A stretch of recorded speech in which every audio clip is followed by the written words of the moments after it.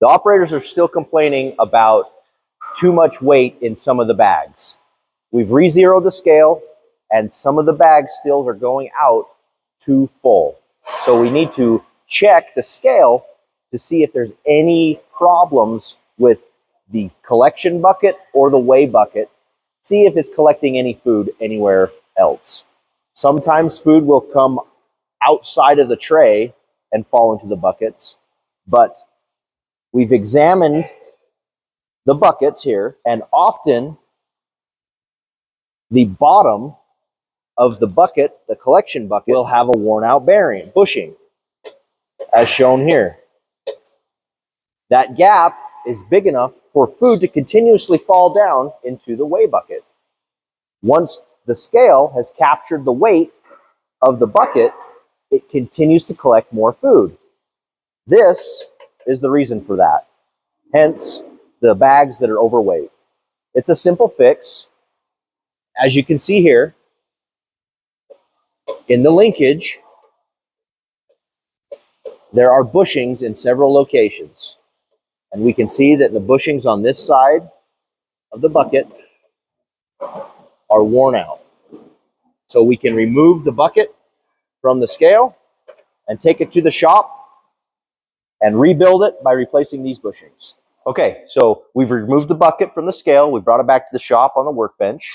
As you can see here, we can see all of these bushings are worn out, and the door is no longer closing correctly. Even this bushing back here is worn out. So we'll begin a bushing replacement. Fortunately, most of the scales have universal bushings. Over here in the high-tech scale drawer, we have a supply of replacement bushings. The high-tech scale, the Primo Combi scale on line 1, and most of the other scales all have universal bushings. They also have this little insert right here, and you'll see that in a minute. So we bring our bushings over to the bucket, and we begin the replacement process. We need to remove these, and these are the tools that you'll need. This is just a ratchet with an 8mm socket, and it fits on the bolts here. This is a 7mm.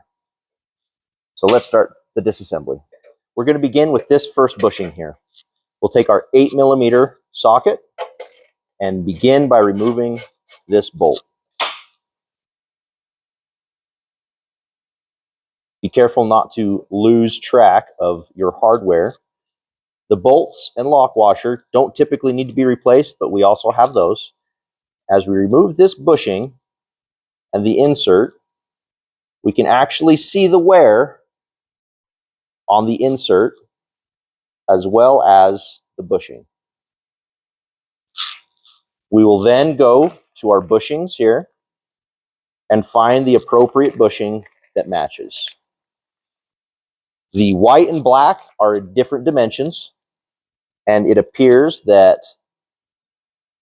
this black bushing on this scale is actually a match dimensionally for the white replacement bushing. That's perfectly fine, perfectly normal. As long as the dimensions are true, we can use it. And in this bag, we have the replacement metal inserts. We can remove one of these and check it for dimension. And you can really get an idea on the wear of the old one versus the new one. You can now put the insert inside the bushing, return it to its position, get our hardware, and reinstall. You want to be sure that the bushing falls inside the hole in the arm here to keep it properly aligned. And then we tighten till it's snug. And then we proceed to the next bushing replacement. Okay, we've now replaced all of these bushings on both sides.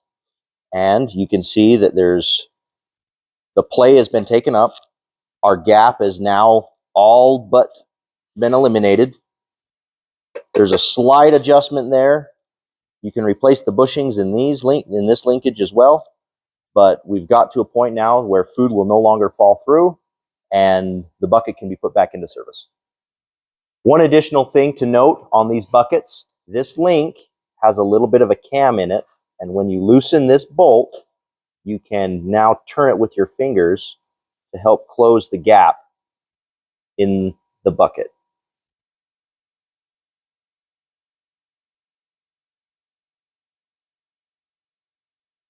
Using a 12mm wrench, you can turn the nut until the gap is closed. And then using your same 8mm socket, you can then tighten that bolt again. And now your gap is closed.